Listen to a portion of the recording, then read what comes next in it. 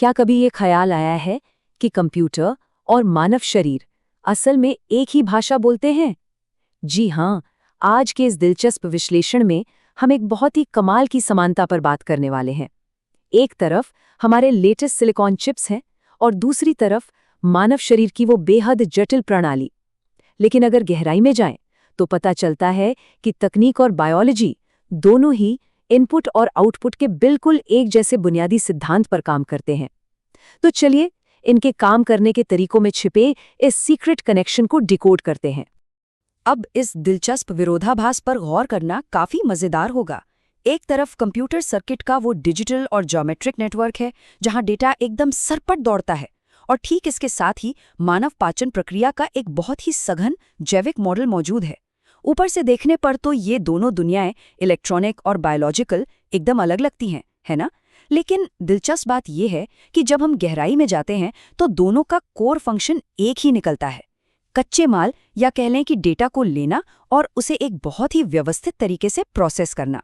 तो इस पूरे प्रोसेसिंग का अल्टीमेट गोल क्या है? बायोलॉजी की भाषा में इसे स्वांगीकरण यानी असिमिलेशन कहा जाता है। असल में ये अवशोषित सामग्री का इस्तेमाल करने की प्रक्रिया है। इसे ऐसे समझें जैसे कंप्यूटर ढेर सारे कच्चे डेटा को फिल्टर करके उसे हमारे काम की जानकारी में बदल देता है। हमारा मानव शरीर भी खाए गए भोजन के साथ बिल्कुल यही करता है। वो जरूरी पोषक तत्वों को सोख लेता है और उन्हें एनर्जी और ग्रोथ के लिए हमारे सिस्टम में मानो सेव कर लेता है, बिल्कुल एक स्मार्ट मशीन की तरह। अब जाहिर सी बात है, जहां प्रोसेसिंग होगी वहां कुछ ना कुछ बाय प्रोडक्ट या कचरा भी निकलेगा ही। दुनिया के हर सिस्टम को अपना रिसाइकिल बिन खाली करने की जरूरत होती है। बायोलॉजी में इस अहम काम को मल त्याग या इजेशन कहते हैं। सरल शब्दों में शरीर से अपशिष्ट पदार्थों को बाहर निकालने की प्रक्रिया।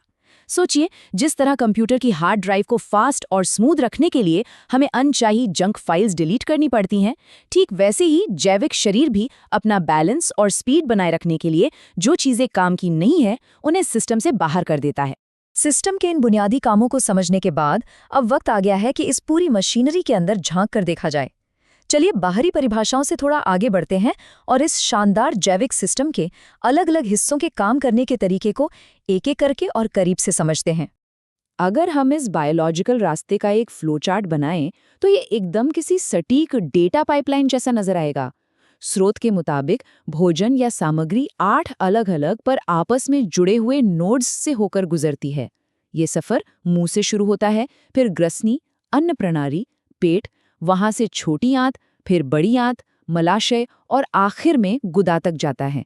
ये कोई रैंडम प्रक्रिया नहीं है, बल्कि एक के बाद एक चलने वाला ऐसा तय रूट है, बिल्कुल किसी कंप्यूटर एल्गोरिथम की तरह, जहां कोई भी स्टेप स्किप नहीं किया जा सकता। चलिए इस बायोलॉजिकल सर्किट के एकदम पहले चरण यानी मुंह पर फोकस करते हैं। जैसे ही कीबोर्ड पर बटन दबाते ही सिस्टम तुरंत एक्टिवेट हो जाता है, ठीक वैसे ही यहाँ भी प्रोसेसिंग पलक झपकते ही शुरू हो जाती है। जीभ, दांत और लार, ये तीनों तुरंत मिलकर काम करना शुरू कर देते हैं। इनका काम क्या है? इनका काम है उस शुरुआती इनपुट को छोटे छोटे और आसानी से प्रोसेस होने वाले डेटा पैकेट्स में तोड़ना। ये सच में प्रकृति की एक बेहद कुशल इंजीनियरिंग है। इन दोनों बेहद जटिल प्रणालियों को एक साथ देखने के बाद दिमाग में एक बहुत ही दिलचस्प सवाल जरूर उठता है। जरा सोचिए, प्रकृति ने पाचन का जो ये रास्ता बनाया है वो उस डेटा प्रोसेसिंग से बुनियादी तौर पर कितना अलग है जो इस वक्त हमारे सामने रखे कंप्यूटर के अंदर चल रही है। इनपुट लेना, उसे प्रोसेस करना, स्वांगीकरण करना और फिर आउटपुट देना। प्रकृति और तकनीक के बीच की ये गजब की समानता सच में हैरान करने वाली है। इस दिलचस्प विश्लेषण में हमारे साथ जुड़ने के लिए बहुत बहुत धन्यवाद।